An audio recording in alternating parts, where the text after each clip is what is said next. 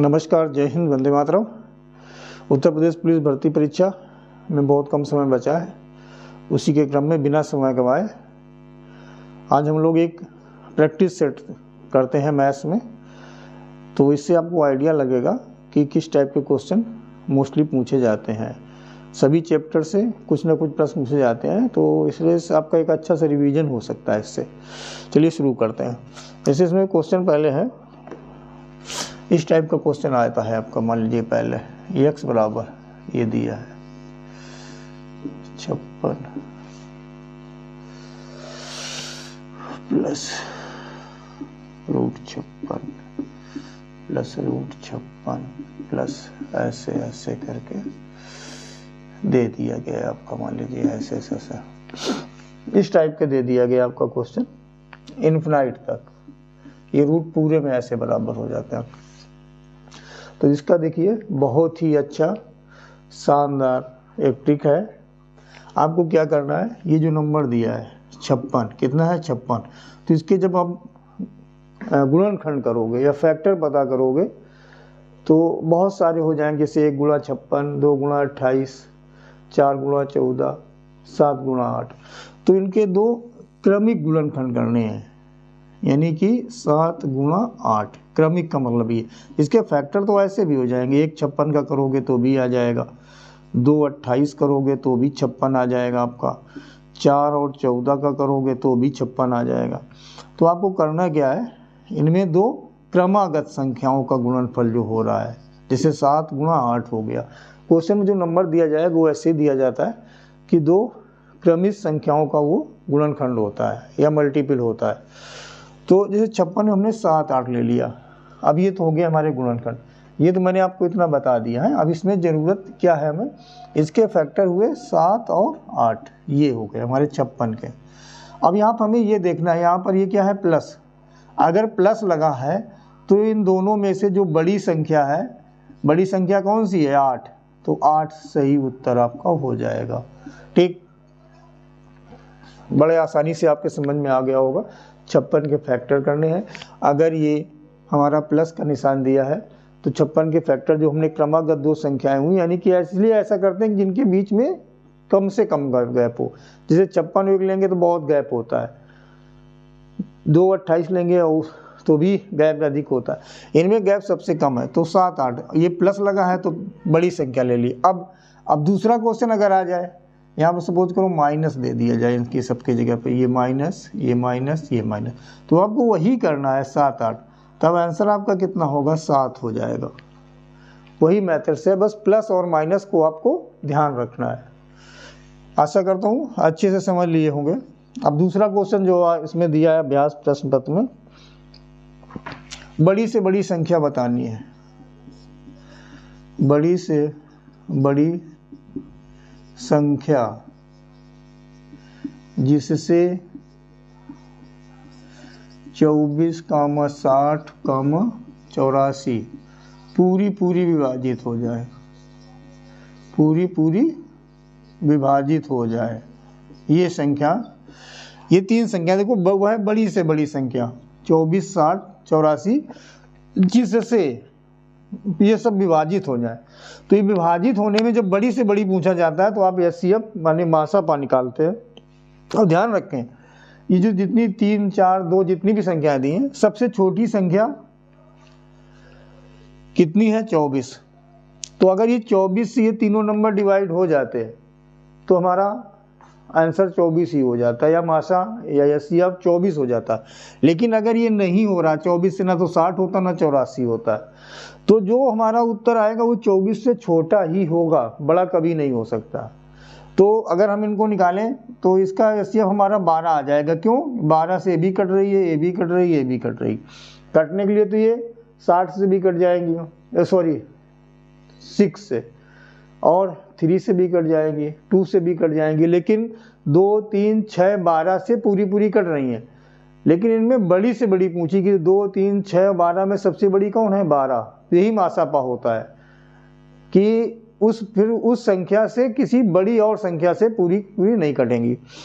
तो इनको हम HCF चाहे जैसे निकाल सकते हैं अपना। अगर हमें कुछ नहीं आता तो हम प्राइम फैक्टराइजेशन कर लें, या भाग भी से भी मैंने बताया था मैंने अभी अपने चैनल अननोन टू नोन पर पुलिस भर्ती परीक्षा का वीडियो ही जब LCM SCF का भी डाला हुआ है कल परसों में, तो उसको अगर नहीं देखा तो देख लें। तो उसमें ये सब बताया गया है कि कितने तरीके से आप SCF फाइंड करते हो, कितने तरीके से आप LCM फाइंड करते हो।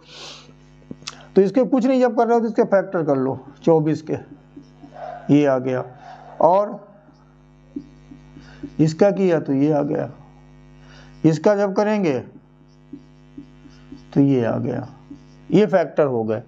अब हमें इसमें जब हम SCF पता करते हैं या मासा पता करते हैं, बड़ी से बड़ी संख्या पता करते हैं, तो जैसे इसमें 2 बार 2 है, इसमें 2 बार है, इसमें 3 बार है, लेकिन कॉमन कितना, हाईएस्ट कॉमन फैक्टर होता है।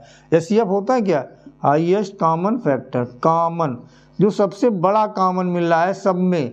तो यहाँ पर 3 जरूर है, लेकिन सब में कॉमन लेंगे तो क्या आएगा, 2 गुणा 2। अब ये 2 तो आपका छूट गया, यहाँ पर 3, यहाँ पर 3, यहाँ पर तो एक 3 ले लेंगे, सब में एक एक 3 है। ये 5 इसमें है लेकिन यहाँ पर नहीं है, नहीं लेंगे। ये 7 इसमें है, यहाँ पर नहीं है, नहीं लेंगे। तो इनका हम गुणा कर लेंगे तो कितना आ गया, 12। तो यही बड़ी से बड़ी संख्या हो गई जिससे 24, 60, 84 पूरी विभाजित हो जाएगी। तो जब भी बड़ी से बड़ी पूछी जाए तो आपको इस तरह से हल करना है। छोटी से छोटी पूछी जाती तो इनका आपको LCM या लघुत्तम समापवर्तक निकालना पड़ता।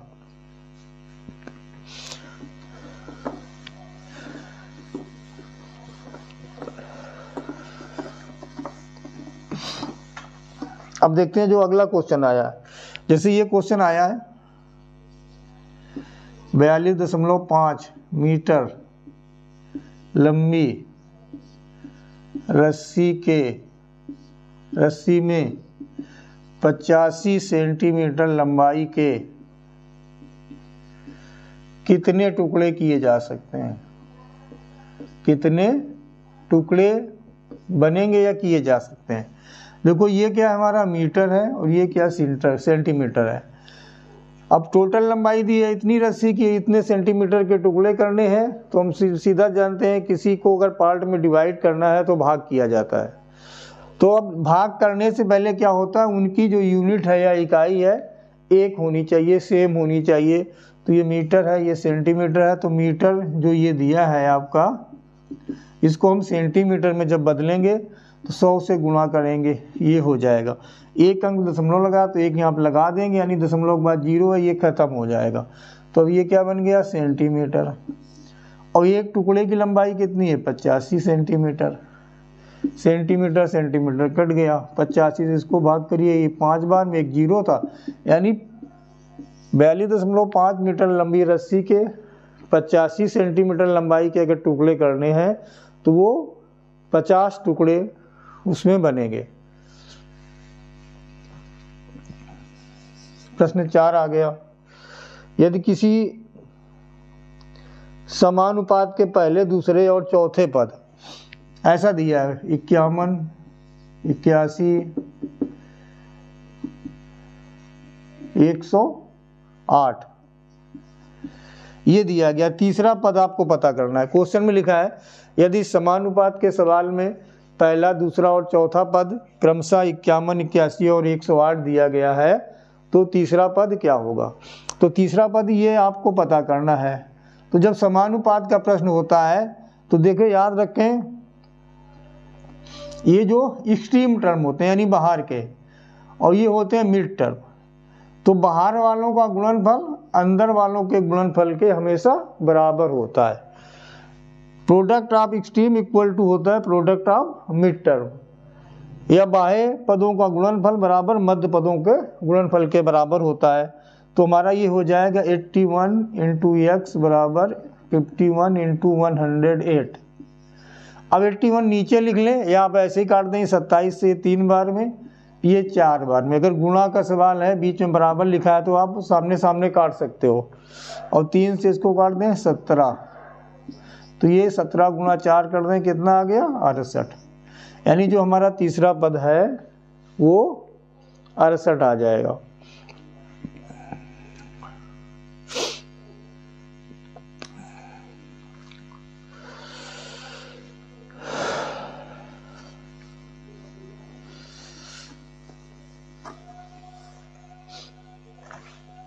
अब जो अगला प्रश्न दिया गया, एक फल बेचने वाले को कितने प्रतिशत का लाभ हुआ यदि उसने 1 रुपए में 2 नींबू खरीदे। देखिएगा, इसको रब कर दे। जो 5वां प्रश्न है आपका, प्रश्न पूरा ये लिखा है कि कोई फल विक्रेता है 1 रुपए में 2 नींबू खरीदता है, 1 रुपए में 2 नींबू खरीदता है। अब इसके बाद करता क्या है, रुपए 3 में 4 बेचता है, रुपए 3 में 4 नींबू बेचता है। तो इसका प्रतिशत लाभ या हानि आपसे पूछी जाती है प्रश्न में। अब पहले तो ये पता कर लें कि इसको लाभ होगा या हानि होगी। तो एक काम किया करें, इधर वालों के एलसीएम ले लें या इधर वालों को ले लें। तो छोटे 1 और 3 का अगर एलसीएम लेंगे तो 3 ही आएगा। तो इसमें हम 3 से गुणा कर दें, यानी 3 रुपए में कितने नींबू खरीदेगा, इसमें भी 3 से गुणा कर दें, 6। 1 रुपए में 2 खरीदता है तो 3 रुपए में कितना खरीदेगा, 6। ये तो सीधा पता चल रहा था, 1 रुपए यहाँ 3, तो 1 में 2 खरीदता तो 3 में 6। ये बताया एलसीएम इसलिए लेना कब हो सकता है, बड़े नंबर दिए। यदि होता 15 रुपए में 20 खरीदता है और 20 रुपए में 16 बेचता है, तो आप इनका एलसीएम ले लें। तो 1 रुपए में 2 खरीदता तो 3 रुपए में कितने खरीदे, 6। 3 रुपए में 6 उसने खरीदे और 3 रुपए में बेचे कितने, तो दिए ही आपको 4 बेचे, यानी उसका जितने में खरीदे तो उतना पैसा आ गया और नींबू बच गए। नींबू कितने बच गए, 6 खरीदे थे जितने में, उतने में 4 बेच दिए, तो बच कितने गए, 2। तो जो ये 2 नींबू बचे हैं वो उसका हो गया प्रॉफिट यानी लाभ। यानी इसकी केस में पहले बात तो ये क्लियर हो गई कि लाभ होगा। अब लाभ होगा कितना, तो ये 2 लिख लो और इन दोनों संख्याओं में जो छोटी संख्या है वो बटे लिख लो। ये कब करोगे, जब लाभ हो रहा होगा। और प्रतिशत निकालना है तो गुणा 100 कर दिया, 4 से 1 काटा 25, 25 दूना 50, 50% का लाभ हो गया फल विक्रेता को। बहुत ही आसान तरीका है। और अगर अभी तक आपने इस टाइप के क्वेश्चन नहीं देखे तो ध्यान से देख लें, पेपर में अक्सर पूछे जाते हैं। 1 रुपए में 2 खरीदे या 3 रुपए में 4 खरीदे, 4 रुपए में 3 बेच दे, इस टाइप का भी क्वेश्चन उसमें आ जाता है। ये आपके आया हुआ है क्वेश्चन, प्रैक्टिस सेट में दिया है, तो हम उसको बता दिए सही तरीका कैसे सॉल्व करते हैं। अब ये बोला गया यदि एक वस्तु के अंकित मूल्य पर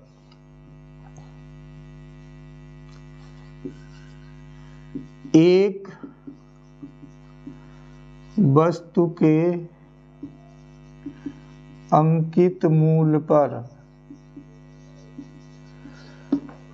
15% तथा 10% के 2 क्रमिक बट्टे दिए जाते हैं। क्रमिक बट्टे देकर उसे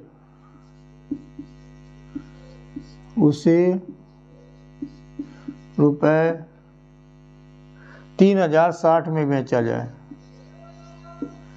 रुपए 3060 में बेचा जाए तो अंकित मूल्य बताओ। तो वस्तु का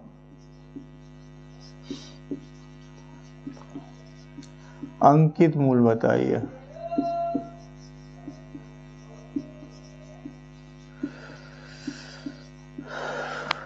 बीच बीच में आवाज करने वाले आ जाते हैं, डिस्टर्ब होने लगता है। देखिएगा, ऐसा क्वेश्चन जब दिया गया, इतने में उसने बेचा है और इतने में कब बेचा है, जब 2 इसमें डिस्काउंट दिए हैं, 2 बट्टे दिए हैं 15 और 10% के।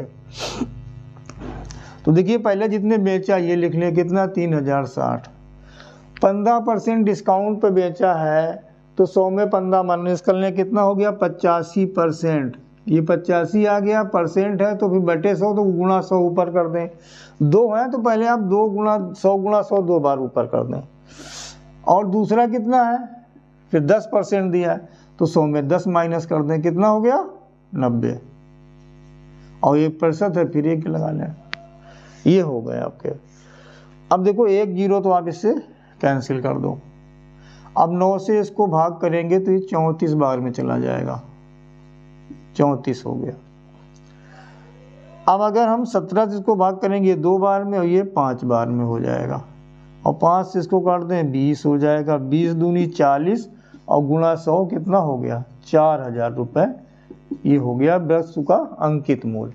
देखिए कितना सवाल तो देखने में बहुत बड़ा लग रहा था कि इसका सलूशन बहुत लंबा जाएगा, लेकिन अगर आप इसको इस तरह से कर ले रहे हो कि पहले डिस्काउंट कितना है 15%, 100 में 15 माइनस कर दिया, डिस्काउंट मतलब छूट मतलब कम हो रहा है, तो 100 में 15 कम किया 85%, तो गुणा 100 हो गया जाके ऊपर।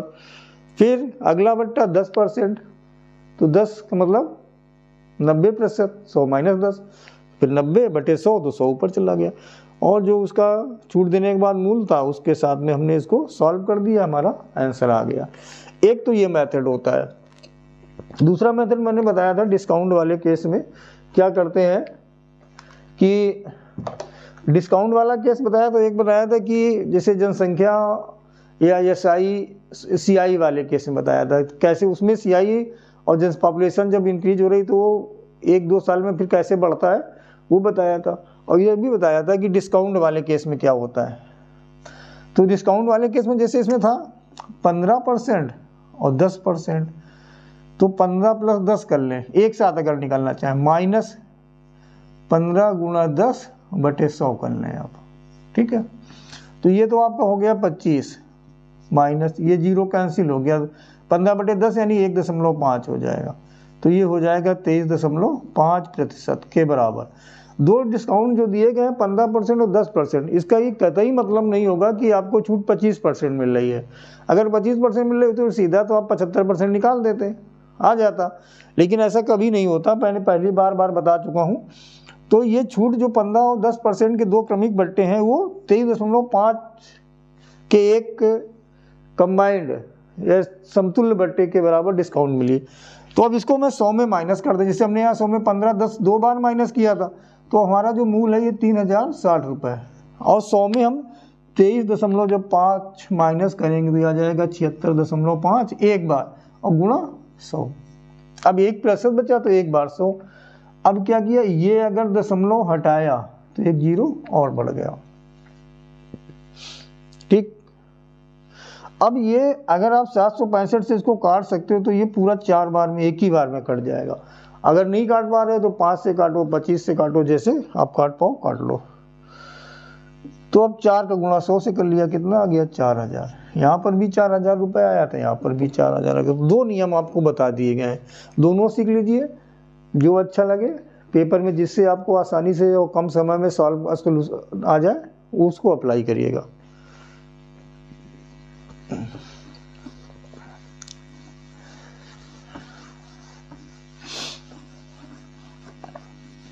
अब आते हैं नेक्स्ट क्वेश्चन पर।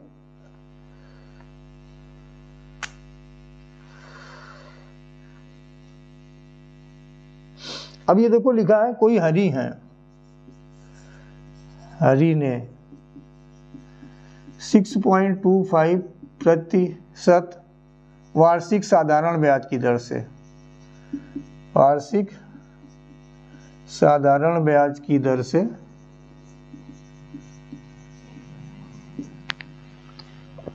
अब इसमें समय दिया 4 फरवरी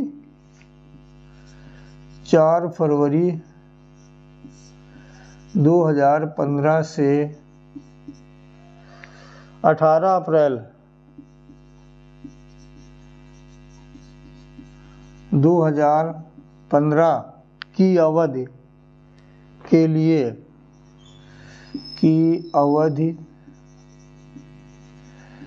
लिए रुपये 25,000 जमा किए, रुपये 25,000 जमा कीजिए, कितना ब्याज मिलेगा, ब्याज ज्ञात कीजिए, साधारण ब्याज ज्ञात कीजिए, कुछ भी लिख सकते हैं, ठीक है। क्वेश्चन समझिए, दर कितनी है, ये मूलधन कितना है 25,000, समय आपका तारीख के हिसाब से दिया, तो इसको कैलकुलेट करना है। यहाँ पर सन इसलिए लिख दिया गया है क्योंकि ये फरवरी से शुरू हो रहा है, और आप जानते हैं, अगर नहीं जानते हैं तो नोट कर लें कि फरवरी में जब 28 दिन होते हैं तो वो साधारण वर्ष कहलाता है और दिनों की संख्या 365 होती है। जब फरवरी 29 दिन की होती है, यानी उसको लीप ईयर होता है, तब वर्ष में दिनों की संख्या 366 हो जाती है। अच्छा, अब ये फरवरी लीप ईयर या अधिवर्ष होती कब है? 29 दिन कब होते हैं? जब जिसे सन दे दिया गया। जैसे समझ करो ये आपका 2024 चल रहा है, तो 2024 चल रहा है ये, इसमें आखिरी की दो संख्याएं आप देख लीजिए, 24 है, 6 से कट जाता है, यानी इस वर्ष फरवरी हमारी 29 दिन की होगी, और 29 दिन की होगी यानी लीप ईयर हो जाएगा, अधिवर्ष हो जाएगा, और वर्ष में कुल दिनों की संख्या 366 हो जाएगी। अच्छा, हालांकि यहाँ पर 2015 था, विषम संख्या है 15, तो कभी 4 से कटेगी ही नहीं, सब में चेक कर लिया करें। जैसे अगर 2022 था, वो लीप ईयर नहीं था, क्योंकि 22 4 से पूरा पूरा विभाजित नहीं होता है। तो अब इसमें हमें दिन कैलकुलेट करने हैं 4 फरवरी से। तो फरवरी में दिन होते हैं 28, 28 में 3 कम हो गए, यानी फरवरी में हमारे दिन कितने बचे? जो हमारा बैंक में पैसा डिपॉजिट था 25 दिन। और इसके बाद मार्च आता है, मार्च हमारा 31 दिन का होता है, और 18 अप्रैल तक का रहा है। अप्रैल में 18 अप्रैल तक रहा, यानी उसमें फिर आपने पैसा अपना निकाल लिया। एक काम करना होता है, जैसे ये 4 डेट अगर आपने जोड़ ली है, क्योंकि 25 को आया हमने 1 2 3, 4 के पहले कितने दिन होते हैं? 3 माइनस किया तो 25 आ गया। तो अगर ये हमने 4 इधर ले लिया तो ये 18 नहीं लेंगे, यहाँ 17 तक जोड़ते हैं, ध्यान रखिएगा।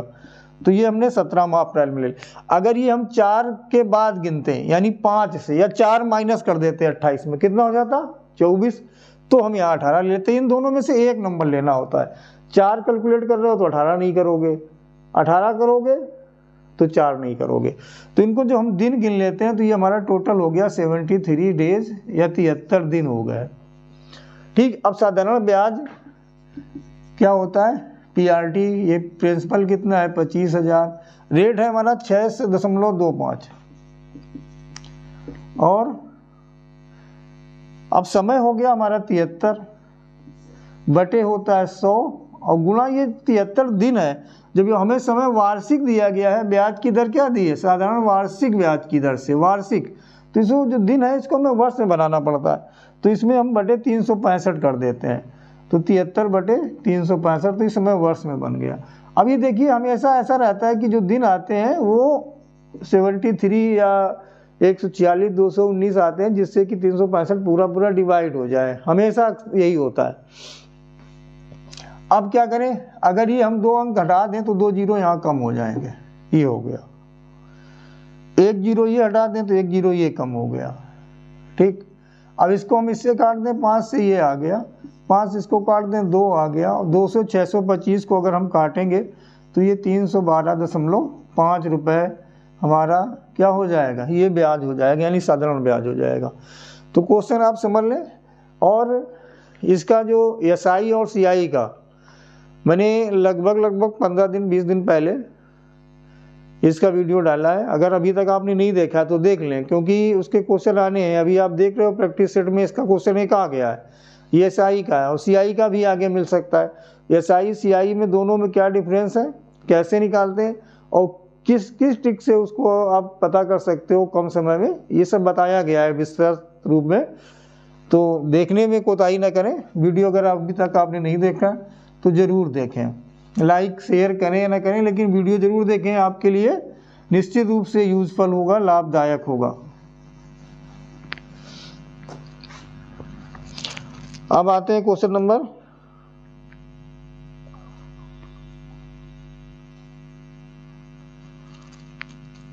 'किसी राशि पर,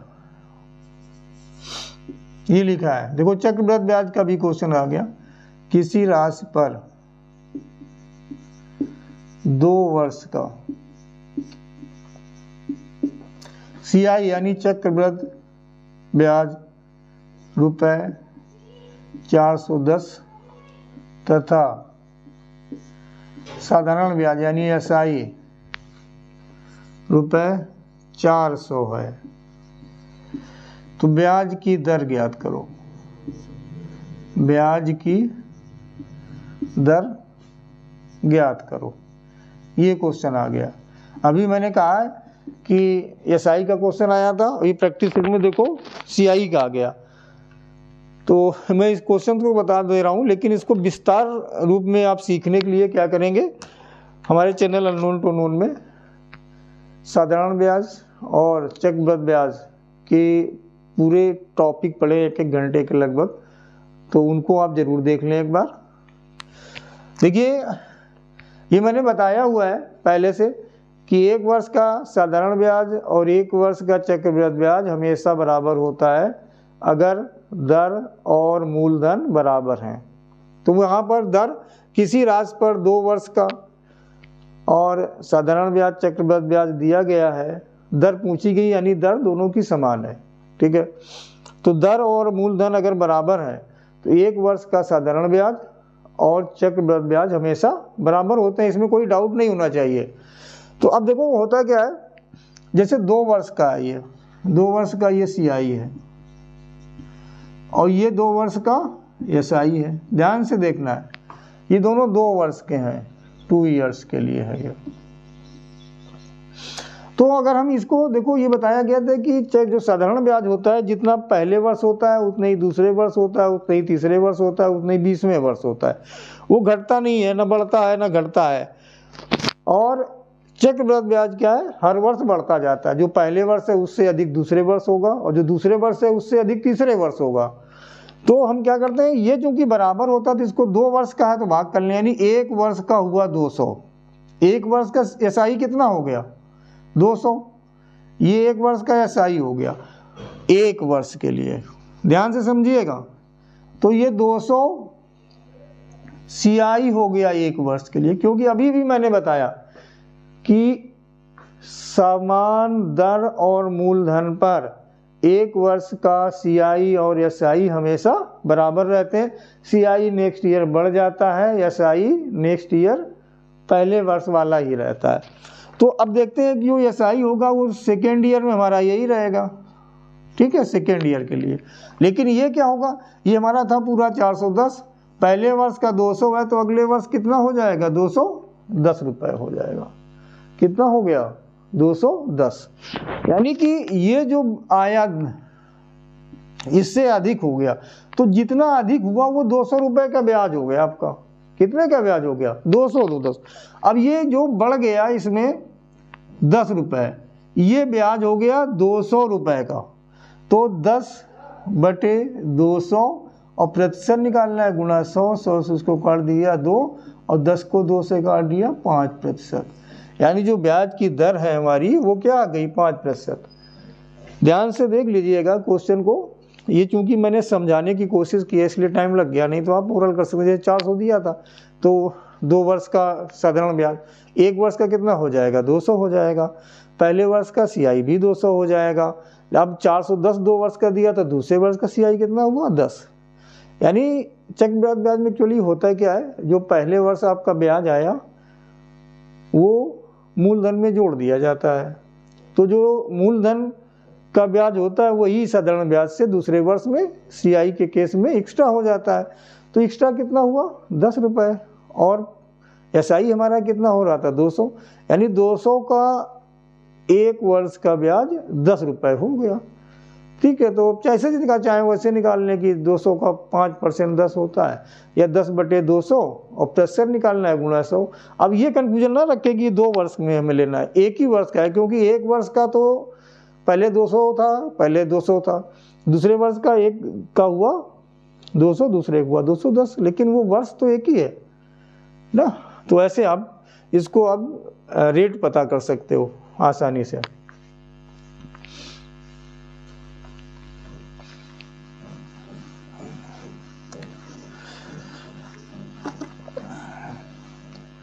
चलिए अब देखते हैं अगला क्वेश्चन।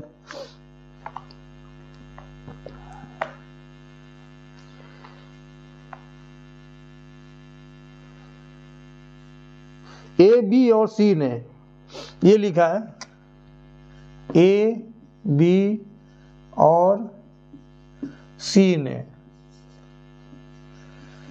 रुपए 4700 लगाकर व्यवसाय आरंभ किया, लगाकर व्यवसाय आरंभ किया, एक बिजनेस शुरू किया, आरंभ किया।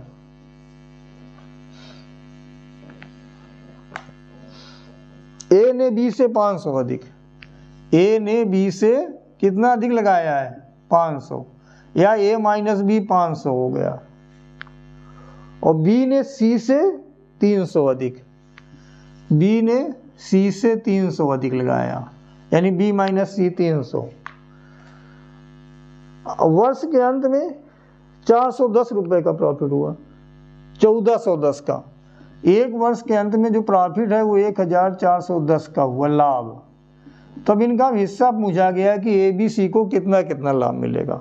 ठीक है, ऐसे केस में हम देखो क्या करें, दो तरीके। यहां सबसे कम किसको मिला है, ए को बी से ज्यादा मिला, बी को सी से ज्यादा मिला, तो सबसे कम किसको मिला, सी को। तो पहले एक ही मेथड बता रहा, सी का ले लिया एक्स, ये हो गया आपका सी का। अब बी का कितना होगा, बी को सी से 300 ज्यादा मिला, तो कितना हो जाएगा एक्स प्लस 300, ये बी का हो गया। अब देखते हैं ए का, ए को बी से 500 ज्यादा मिला, तो एक बी को मिल रहा है एक्स प्लस 300, तो इसमें 500 जोड़ देंगे तो एक्स प्लस 800, और बराबर कितना है तीनों को मिला के 4700, ये हो गया। तो अब इसमें जब प्लस करेंगे हो जाएगा 300x और ये 1100 हो जाएगा, और बराबर हो गया 4700। तो 3x बराबर, ये जब उधर जाएगा तो ये हो जाएगा 3600, तो x आ जाएगा 1200। x किसका लिया था, c का, यानी c का हिस्सा हो गया 1200, और b का कितना हो जाएगा 300 ज़्यादा 1500, और a का कितना होगा b से 500 ज़्यादा यानी 2000। तो 2 0 ये कटे, 2 ये कटे, 2 ये कट गया, इतना हो गया 12 15 20।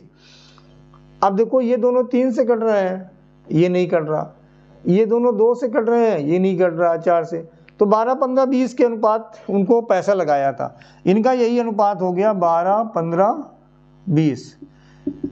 इस अनुपात में उन्होंने पैसा लगाना था, लेकिन ये ध्यान रखें ये सी भी ये है। अब किसको कितना मिलेगा, तो 1410, इनको सबको जोड़ लें पहले, ये हो गया 47। ए का पहले पता करते हैं, तो ए का अनुपात कितना आया 20, 47 तिरका, यानी ए के हो गए 600। अब 15 कर दें, 30, ये हो गया 450। अब यहाँ पे कर दें हम 12, तो ये जो ये हो गया ए का, ये बी का, और जो सी का हो जाएगा वो हो जाएगा 360। यहाँ पर हमें क्या करना है, 1410 बटे 70, या 30 गुणा 20 कर लिया था, 30 गुणा 15 कर लेंगे, 30 गुणा 12 कर लेंगे, तो हमारा ये आ गया। और इसको अगर हम प्लस करेंगे तो इतना आ गया। इस तरह से हम पता कर लेंगे कि इनके लाभ में किसको कितना रुपए मिलना चाहिए।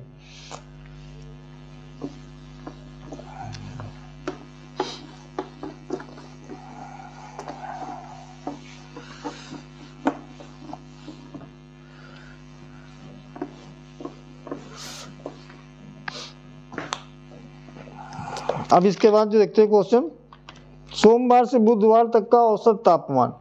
औसत का भी मैंने अभी 2-4 दिन पहले वीडियो डाला हुआ है, अगर नहीं देखा तो देख लें, क्योंकि हर टॉपिक से जो क्वेश्चन आते हैं, एक भी अगर टॉपिक आपका मिस होता है तो पता चला 1-2 क्वेश्चन मिस हो गए तो बहुत मुश्किल काम हो जाता है। सोमवार से बुधवार तक का,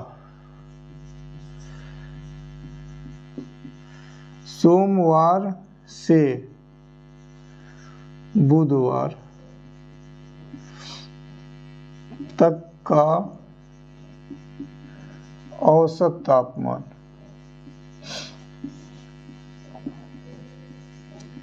औसत तापमान कितना है 37 डिग्री सेंटीग्रेड, 37 डिग्री सेंटीग्रेड। और मंगल से बृहस्पति तक का, मंगलवार से बृहस्पतिवार या गुरुवार तक का औसत तापमान दिया है 34 डिग्री सेंटीग्रेड। अब इसमें इनका पूछा जाएगा इसमें, क्योंकि जब सोमवार से बुधवार आप देखोगे तो उसमें मंगल बुध आएगा, और मंगल से जब बृहस्पति देखोगे उसमें भी मंगल बुध आएगा, यानी मंगल बुध का तो कॉमन हो गया। जो भी डिफरेंस होगा वो सोमवार और बृहस्पतिवार के तापक्रम का या टेम्परेचर का डिफरेंस होगा। अब इसमें होगा कितना ये बताना है आपको।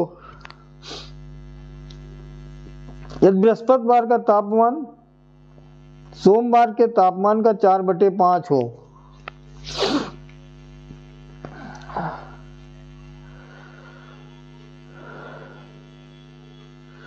यदि बृहस्पतिवार का तापमान सोमवार के तापमान का 4/5, देखो अब हम करते कैसे इसको।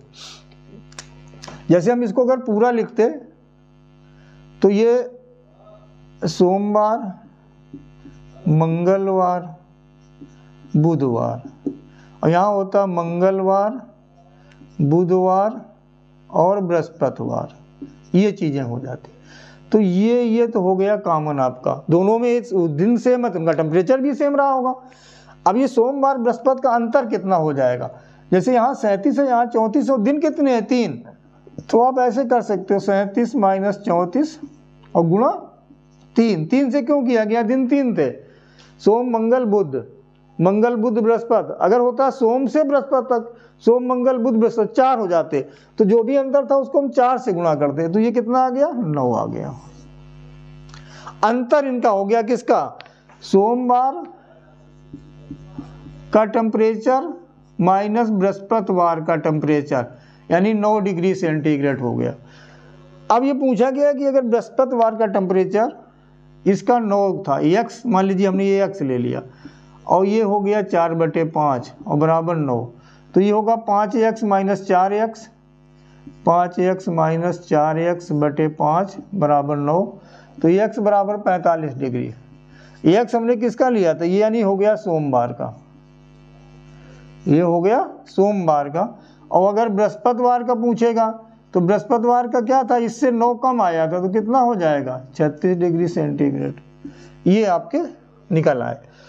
देखिए क्वेश्चन बताने में समझाने में अधिक समय लगता है, निश्चित रूप से कोई डाउट नहीं है, लेकिन अगर आप जो बताया जा रहा है उस तरह से अगर आपने इसको सीख लिया एक बार तो आपका समय नहीं लगेगा, आप बहुत ही आसानी से बिना पेन कॉपी के कर सकते हैं। देखिए यहाँ पर जो इनका औसत तापमान था, ये हम टोटल पता करते हैं, तो टोटल पता करते हैं तो क्या करते हैं, 37 हमारा औसत था तो 3 से गुणा करेंगे, 101 111 आएगा। और जब अगले 3 दिनों का जो है सोमवार छोड़ के बृहस्पति आगे जोड़ दिया गया तो 34 डिग्री टेम्परेचर है, तो उनका जब औसत को हम 3 से गुणा करेंगे 102 आएगा, तो घटाएंगे तो भी 9 डिग्री आएगा। तो वो पूरा ना करके आप इनको घटा के और जितने दिन हैं उससे गुणा कर दिया, तो दोनों का किसका सोमवार का और बृहस्पति के जो टेम्परेचर का अंतर था वो आपको पता चल गया। अगर केवल अंतर पूछा था तो यही आंसर था, आपको करने की जरूरत नहीं थी। लेकिन पूछ दिया गया आपको कि बृहस्पति का जो टेम्परेचर है वो सोमवार के टेम्परेचर का 4/5 है, तो फिर दोनों मैंने निकाल के बता दिए। सोमवार का x ले लिया और ये बृहस्पति वाला सोमवार का 4/5 है, तो x गुणा 4/5 यानी 4x/5 हो गया। जब इसको हमने सॉल्व किया तो x आ गया हमारा 45 डिग्री सेंटीग्रेड, यानी ये हो गया सोमवार का तापक्रम, और उसमें 9 घटा दिया तो हो गया बृहस्पतिवार का। समझ में आ गया होगा।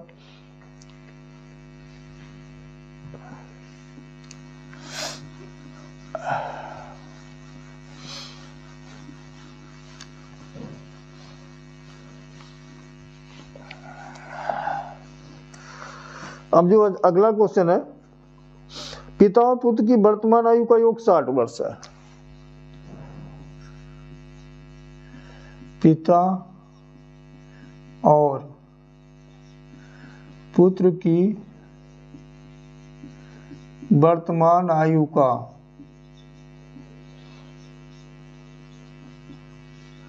योग 60 वर्ष है। पिता और पुत्र की वर्तमान जो आयु है उनका योग 60 वर्ष है। 6 वर्ष पूर्व पिता की आयु पुत्र की आयु की 5 गुनी थी।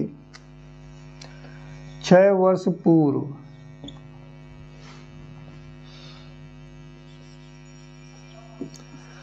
पिता की आयु पुत्र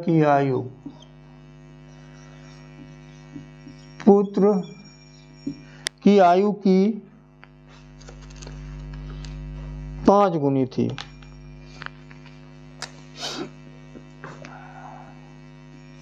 छह वर्ष पूर्व पिता की आयु पुत्र की आयु की 5 गुनी थी। ठीक, अब इसमें पूछा गया है तो 6 वर्ष बाद पुत्र की आयु होगी।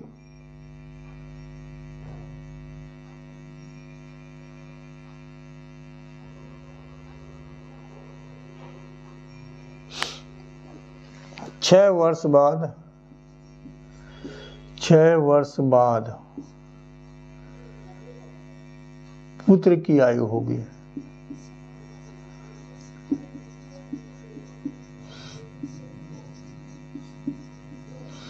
ये पूछा गया क्वेश्चन ध्यान से सुन लें, देख लें।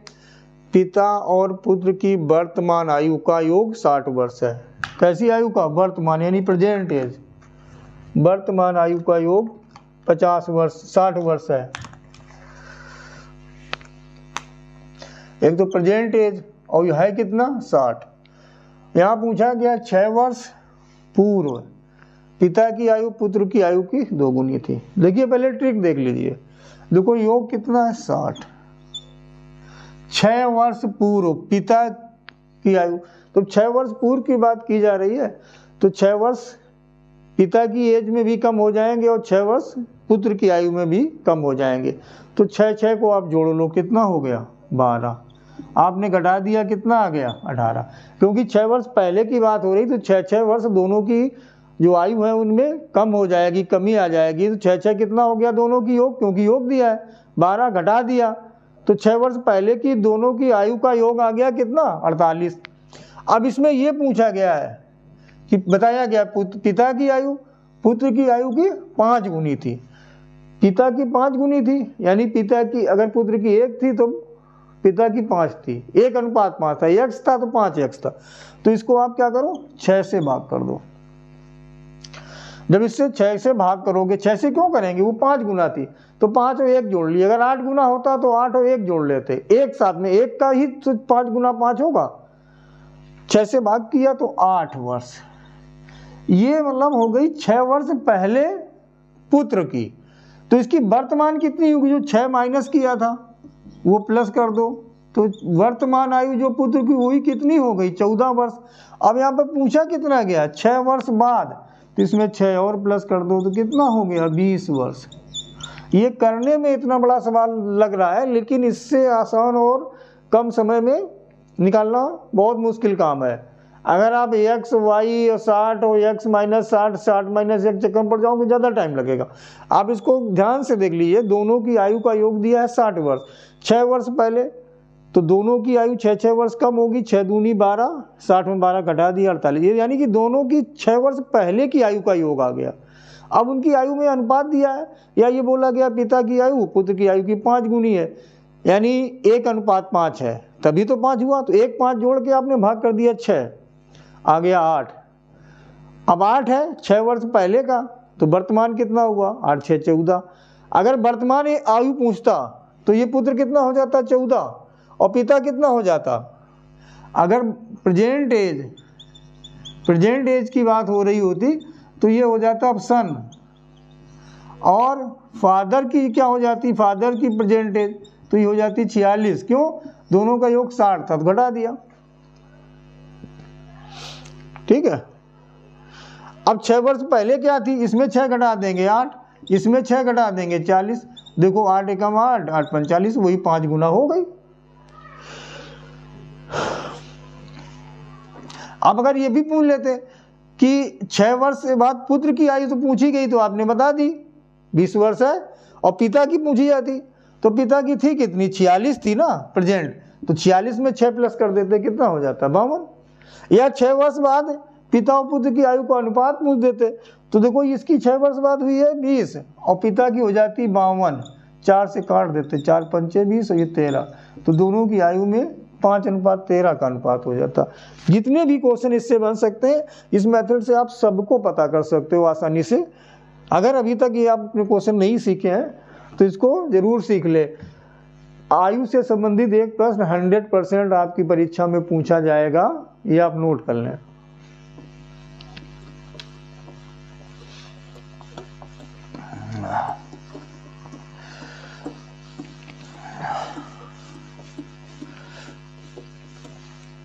अब क्वेश्चन दिया है,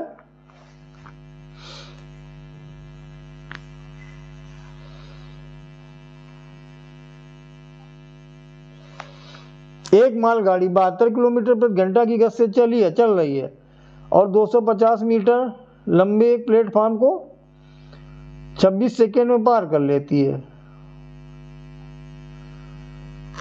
तो मालगाड़ी की लंबाई बताओ। देखो इसकी मालगाड़ी की एक कोई मालगाड़ी है, चाल दी है 72 किलोमीटर प्रति घंटा,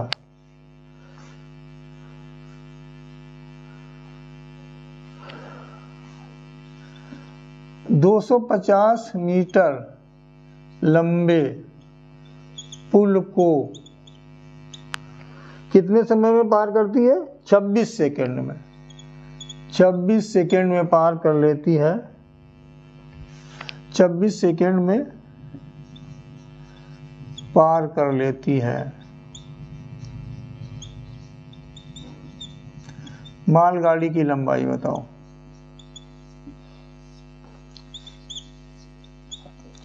की लंबाई बताओ। ठीक, देखो यहां पर दिया ये मीटर में, यहां पर दिया सेकेंड में और चाल दी है किलोमीटर प्रति घंटा में। तो हमें जब भी कोई प्रश्न हल करना होता है तो सबसे पहले उनकी यूनिट्स यानी इकाइयां एक जैसी करनी होती है, समान करनी। तो 72 किलोमीटर प्रति घंटा जो है इसको हम मीटर पर सेकेंड में चेंज करेंगे, तो इसको हम 5/18 से गुणा कर देते हैं, तो ये मीटर पर सेकेंड बन जाता है। इसमें बदला क्यों, क्योंकि मीटर में दिया, ये सेकेंड में दिया, तो 18 चौको 72 और 4 पंचे 20, 20 मीटर पर सेकेंड चाल हो गई मालगाड़ी की। ठीक है, अब ये पुल की लंबाई दी है मालगाड़ी की, पूछनी है। देखो अगर ये बोला जाता है कि मालगाड़ी किसी खंबे या पेड़ को या पोल को या किसी जानवर कुछ होता ना कि उसको पार कर रही है, तो जो मालगाड़ी या रेलगाड़ी की लंबाई होती है वही दूरी मानी जाती है। लेकिन जब पुल आ जाए, प्लेटफॉर्म आ जाए, उसको पार कर रही है, तो जो ट्रेन या जो मालगाड़ी है हमारी, उसकी लंबाई के साथ प्लेटफॉर्म या जो पुल की लंबाई है उसको जोड़ दिया जाता है।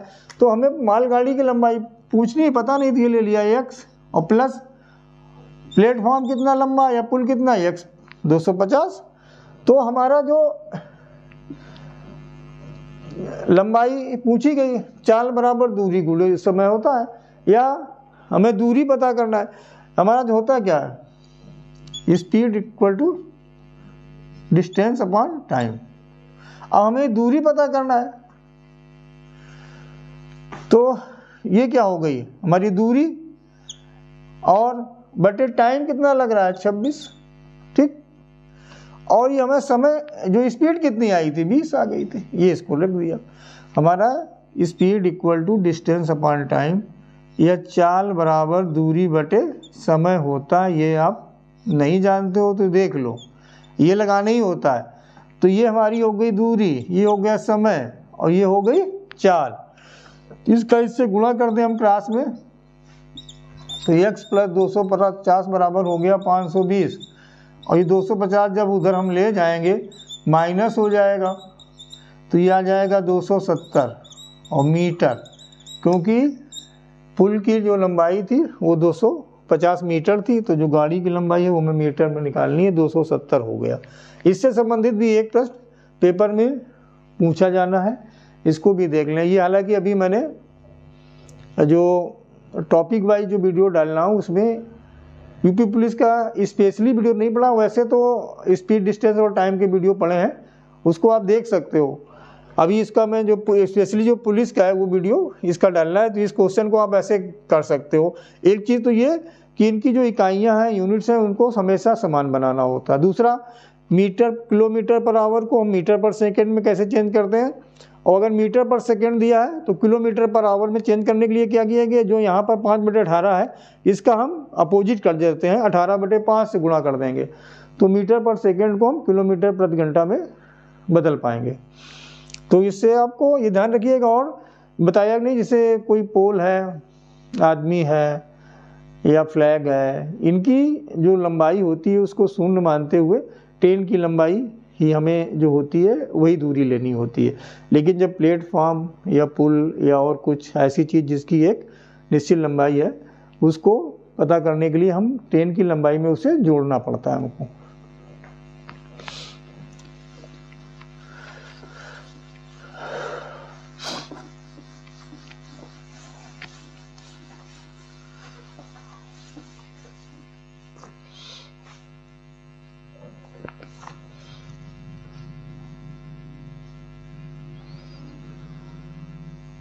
देखिए लिखा 32 सेंटीमीटर, 32 सेंटीमीटर ऊंचाई और 18 सेंटीमीटर त्रिज्या वाला एक बेलनाकार पात्र, एक बेलनाकार पात्र या बर्तन रेत से भरा है, रेत से भरा है। अब करना क्या है इसको, आपको यह रेत जो है शंक्वाकार, शंकु के आकार का पात्र में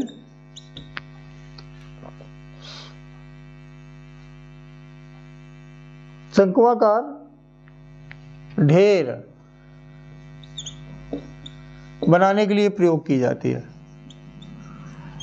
बनाने के लिए प्रयुक्त की जाती है, प्रयुक्त की जाती है।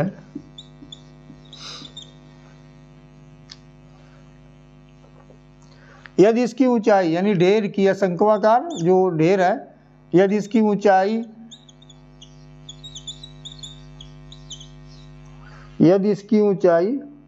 24 सेंटीमीटर हो, 24 सेंटीमीटर हो, तो शंक्वाकार ढेर या पात्र की ढेर की त्रिज्या बताओ, आर पता करना है, रेडियस है, ऐसे लिख लें। शॉर्ट में लिखने में बड़ा लंबा क्वेश्चन हो जाता है, क्योंकि मेरे पास अभी स्मॉल बोर्ड की व्यवस्था नहीं है, तो लिखना पड़ता है, थोड़ा टाइम भी वेस्ट होता है और क्वेश्चन देखने में बड़ा लगता है। लेकिन आपको क्वेश्चन का टाइप देखना है और उसका सलूशन देखना है कि आप सॉल्व कैसे करोगे, ये आपके लिए महत्वपूर्ण है। चलिए देख लेते हैं इसको। देखिए, जब ऐसा पूछा जाए कि एक की क्षमता के बराबर दूसरा कोई पात्र बनाया गया, कोई बर्तन बनाया गया या कोई आपका फिगर बना दिया गया। देखिए, जो पहले बेलनाकार था और उसमें रेत भरी थी, उस रेत को शंक्वाकार में यानी कि कोण के शेप में एक दूसरा शेप तैयार करना है, उस रेत से कोण बनाने हैं। तो जब ऐसी कंडीशन होती है, दोनों के वॉल्यूम इक्वल होते हैं, यानी बेलन का आयतन बराबर शंक्वाकार ढेर का आयतन या शंकु का आयतन, आप ऐसे लिख सकते हो। तो इसका होता है पाई आर स्क्वायर एच और इसका होता है 1/3 पाई आर स्क्वायर एच। अब चूंकि इनकी रेडियस और हाइट अलग अलग है, तो हम इसको अलग लिख लेते हैं। कैसे अलग, मतलब यहाँ स्मॉल आर है तो यहाँ हम कैपिटल आर ले लेंगे, और यहाँ स्मॉल एच है तो कैपिटल। तो आप पाई तो दोनों में सेम है, इसको कैंसिल कर सकते हो। अब इसकी रेडियस देख लें कितनी थी, 18, तो 18 गुणा 18 लिख लो। हाइट थी 32, 32 लिख लो। यहाँ पर 1/3। अब इसकी हाइट दी है, रेडियस नहीं दी है, ये स्क्वायर होगा आर स्क्वायर, और हाइट कितनी है 24। तो इसी से पहले आप इसको काट दो 8। अब इस सामने सामने काट दो 8 से 32 को, तो 18 गुणा 18 गुणा 4। अब ये हमें पता क्या होगी, आर स्क्वायर। तो 18 18 324 गुणा 4 1296 लिखें, फिर उसका वर्गमूल निकालें, या हम ऐसे ही पेयर बना लें, एक तो ये 18 में एक ये ले लें, और ये 4 के पेयर कर लें 2 गुणा 2, तो ये आर स्क्वायर ना होके क्या हो जाएगा आर।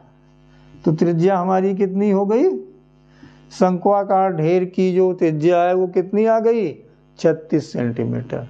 आप ऐसे इसको पता कर लेंगे। बस ये ध्यान रखना है, एक शेप से जब दूसरे शेप में किसी को हम कन्वर्ट करते हैं, मेल्ट करते हैं, बदल के दूसरा शेप देते हैं, तो उनके जो आयतन होते हैं, वॉल्यूम होते हैं, ये हमेशा बराबर होते हैं। इसका मैंने जब उत्तर प्रदेश पुलिस भर्ती से संबंधित वीडियो बनाना शुरू किया था, तो मैंने स्टार्ट ही इसी से किया था। जो आपका क्षेत्र मिति मतलब मेंसुरेशन, 2D 3D के जितने फिगर्स होते हैं, जितने आपके सिलेबस में सारे से रिलेटेड टॉपिक वाइज क्वेश्चंस बहुत सारे मैंने आपके पास तक वीडियो के माध्यम से पहुंचाएं। अगर उन्होंने अभी आप तक नहीं देखना तो देखें, क्योंकि इसका भी क्वेश्चन आना मैं बार बार कह चुका हूँ, हर टॉपिक आपके लिए महत्वपूर्ण है, कोई भी मिस नहीं करना है। तो कोई भी क्वेश्चन आपसे आ सकता है, इसलिए आपको 100% सारी तैयारी करके आपको एग्जाम में जाना है।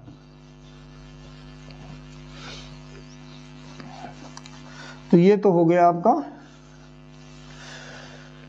ये क्वेश्चन। अब इसके बाद हम लोग देखते हैं वृत्त की त्रिज्या की माप क्या है, जो एक ऐसे अंतः त्रिकोण बनाती है जिसकी भुजाओं की माप 8, 15 और 17 है। तो 8 वृत्त की त्रिज्या की माप क्या होगी, तो इसमें जो दिया है आपका 8 दिया है, 15 दिया और 17 दिया है। अब उस त्रिभुज बनाएंगे तो 8, 15 और जो 17 भुजाएं दी हैं उसके हिसाब जो त्रिभुज बनेगा आपका वो हो जाएगा आपका समकोण त्रिभुज। और समकोण त्रिभुज बनेगा वृत्त की त्रिज्याओं की माप के जो एक ऐसा अंतः त्रिकोण बनाती है जिसकी भुजाओं की माप 8, 15 ऐसा जैसे मान लीजिए बना है।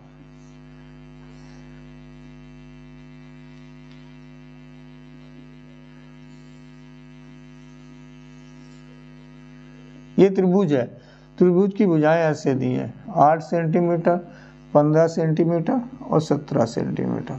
ठीक है। अब वृत्त की त्रिज्या पूछी गई है, तो जो वृत्त की त्रिज्या होगी वो आपका ऐसे करके आएगा, कहीं से इस तरह से बनेगा जाके। ठीक है। तो जो वृत्त बनेगा जाके, ये जो आपका हो जाएगा उस त्रिभुज के वृत्त का ये डायमीटर हो जाएगा। जो 17 आएगा ये क्या हो जाएगा, उस वृत्त का व्यास हो जाएगा। तो 17 अगर व्यास हो जाएगी तो त्रिज्या क्या होगी, D/2 यानी व्यास बटे 2। तो ये हो जाएगा 17/2, तो बराबर 8.5 सेंटीमीटर उस वृत्त की त्रिज्या हो जाएगी। ये ध्यान रख लेना कि ये समकोण त्रिभुज क्यों हुआ। पाइथागोरस ट्रिपलेट अगर आपको नहीं पता है तो ध्यान कर लें, वैसे ये होता है कि इसका स्क्वायर प्लस इसका स्क्वायर इक्वल टू इसका स्क्वायर हो जाता है। तो ये इसको सेटिस्फाई कर रहा है, 8 का स्क्वायर प्लस 15 का स्क्वायर, जो इनका सम होता है स्क्वायर का वो 17 के स्क्वायर के बराबर होता है। तो इससे ही क्लियर हो जाता है कि ये समकोण त्रिभुज है। और इसके ऊपर जब अगर वृत्त आप बनाओगे तो जो सबसे बड़ी भुजा है यानी जिसको हम कर्ण बोलते हैं वो उस वृत्त का व्यास हो जाती है। और अगर व्यास हमारा 17 होगा तो त्रिज्या व्यास की आधी होती है, तो 17 का आधा हम कर देंगे 8.5 सेंटीमीटर, हमारी वृत्त की त्रिज्या आ जाएगी।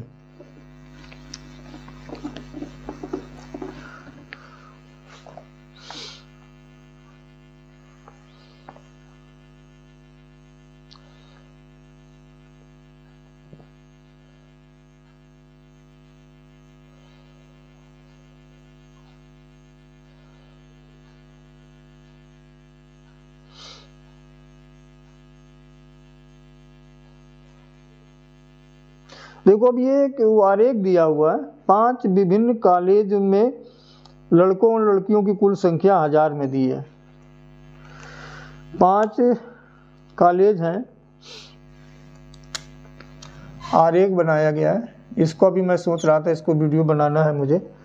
ऐसे 5 कॉलेज हैं, ए बी सी डी और ई, ये 5 कॉलेज हैं।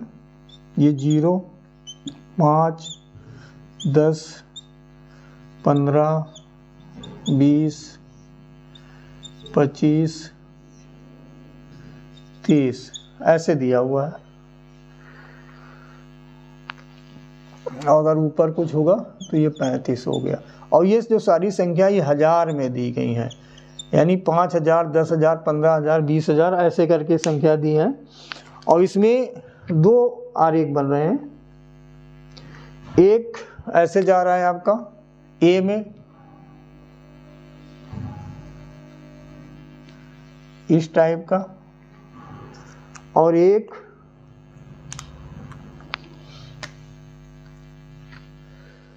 ऐसे आ रहा है आपको। तो ये जो आप अब इसको समझ लें, जो ये ब्लू है ये है लड़कियां या गर्ल्स, और जो ब्लैक है, जो ब्लैक बनाया जा रहा है ये लड़के का है, लड़के की संख्या दिखा रहा है। ठीक है, ये लड़कियां हैं, ये लड़के हैं। अब हमारा जो ये अगला है बी में, लड़कियां 30 तक हैं, यानी ये लड़कियां 30 तक हैं और लड़के जो हैं 25 तक हैं। लड़के 25 यानी ब्लैक। ये ऐसे आ गया लड़के का, ये आ गया आपका, ये ब्लैक हो गया लड़कों वाला। ठीक है।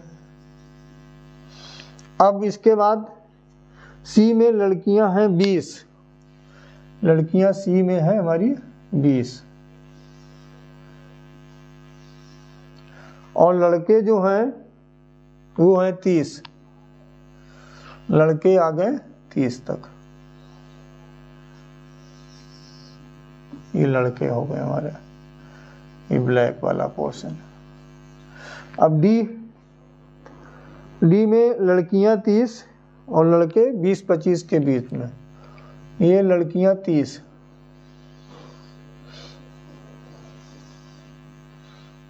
और लड़के जो हैं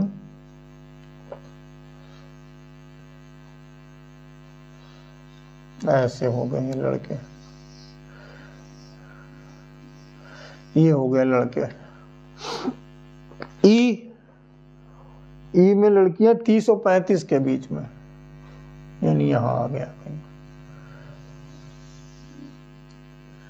30-35, और लड़के हो गए 20-25 के बीच में, यानी ऐसे करके ये लड़के हो गए। ये ग्राफ दिया गया। अब इसमें पूछा गया है 5 विभिन्न कॉलेज, ये आपके कॉलेज हैं A B C D E, ये 5 कॉलेज हैं आपके, और ये इनकी संख्या है छात्रों की, छात्र संख्या 1000 में दी गई है। ठीक। अब आते हैं क्वेश्चन पर। देखिए क्वेश्चन क्या है, पहला क्वेश्चन है कॉलेज सी में कुल कितने विद्यार्थी पढ़ रहे हैं। देखिए इस क्वेश्चन को सीखना इसलिए ज़रूरी है क्योंकि ये मोस्टली ऐसा देखा गया है कि इसके जब क्वेश्चन आते हैं तो एक आरेख या आपका वेन आरेख कुछ भी दिया होगा, उसमें बंच में क्वेश्चन पूछे जाते हैं, 3 पूछ लेंगे, 4 पूछ लें, हो सकता है 5 पूछ लें। तो इसका अगर एक का आपने एक बार अच्छे से स्टडी कर लिया तो 5 क्वेश्चन दिए तो आपके 5 सही हो जाएंगे, 4 दिए तो 4 सही हो जाएंगे। ध्यान से देख लें इसको। कॉलेज सी में कुल कितने विद्यार्थी पढ़ रहे हैं, ये है सी हमारा, ये। तो यहाँ पर हम आते हैं तो लड़की हमारी कितनी है 20 और लड़के कितने हैं 50, यानी जो लड़कियां हैं वो 20,000 हैं और लड़के कितने हैं 30,000। जो यहाँ हम ऐसे कर लें, यहाँ से हम देखें तो ये लड़कियों की संख्या आ रही थी 20 और लड़कों की आ रही थी 30, तो 20-30 जोड़ दिया कितना हो गया 50, और ये संख्या इनकी 1000 में दी है तो 50,000 तो हो ही गया। अब वो 50 के साथ में 0 लिख दें या ऐसे ही करके 20 और 30 जोड़ के 50,000 कर दिया। तो ये एक आपका क्वेश्चन हो गया। ये कॉलेज सी में कितने छात्र हैं, कॉलेज सी के कुल छात्र आ गया आपका पहला क्वेश्चन। अब जो दूसरा क्वेश्चन, सभी कॉलेजों में मिलाकर कुल कितनी लड़कियां अध्ययन कर रही हैं, केवल लड़कियां, यानी ये वाला फिगर आपको देखना है। तो यहाँ कितनी है 25,000, ये मान लीजिए एक पार्ट था, ये दूसरा, ये 25 था, ये कितना था 30, ये कितना है 20, ये कितना है 30, और ये कितना था 30-35 के बीच में था अगर, तो उसको भी हम देख लेंगे कि 25, 30, 55, 20, 75, 30, 105 और वो 32.5, अगर ठीक बीच में अगर आ रहा है तो वो आपका कितना हो जाएगा 32.5, 30 और 35 के बीच में। तो 25, 30, 55, 20, 75, 30, 105, 32, 137.5 हजार, या इसको फिर आप ऐसे लिख लें 137.5, 2 जीरो और बढ़ा लें, ठीक है, ये हो जाएगा। इतनी लड़कियां हो गई पूरे कॉलेज में। अब इसके बाद जो तीसरा क्वेश्चन है, सभी कॉलेज मिला के कुल कितनी लड़कियां अध्ययनरत हैं। अच्छा, 2 ही क्वेश्चन इसमें आपसे पूछे गए थे, तो ये आपको ऐसे इसको सॉल्व कर सकते हो। और ये क्वेश्चन आएगा, ये आपका एक तो एक या उससे अधिक क्वेश्चन हमेशा पूछे जाते हैं इसमें, एक तो मुश्किल ही पूछते हैं, 2, 3, 4 ऐसे पूछे जाएंगे, तो आप इसको कर सकते हो आसानी से।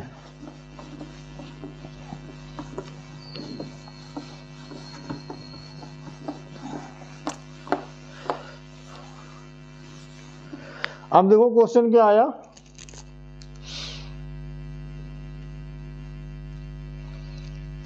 एक दुकानदार किसी वस्तु पर 20% छूट देता है, उसके बावजूद वह 60% का लाभ कमा लेता है। यदि वस्तु का अंकित मूल्य 600 रुपये हो तो उसकी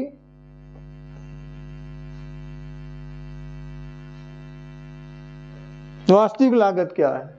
ठीक है, तो जैसे इसका अंकित मूल्य दिया है यानी कि मार्क प्राइस, एमपी दिया है 6000 या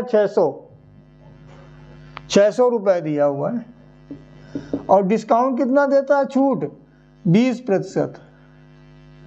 डिस्काउंट मतलब छूट दे रहा है 20%, और उसके बावजूद भी प्रॉफिट ये कमा रहा है 60% का प्रॉफिट कमा रहा है। तो उसकी जो वास्तविक कीमत जो लिखी थी वो बतानी है। तो देखिए, पहले 600 रुपये दिया है, इसमें 20% डिस्काउंट दे रहा है, तो इसको हम देख लें वो बेच कितने में रहा। तो 100 में 20 घटा दिया, जो छूट दे रहा था 80% इसका निकाल लेंगे, तो इसका 80% निकाल लेंगे तो ये आ गया 480 आ गया। अब इस 480 में बेचने पर भी वो 60% का लाभ ले रहा है, तो 480 60% का लाभ ले रहा है, तो 100 में 60 जोड़ दो, कितना हो गया 160, और गुणा 100, तो इससे इसको काट दिया 3 और 100 से गुणा कर लिया, क्या हो गया 300 रुपये।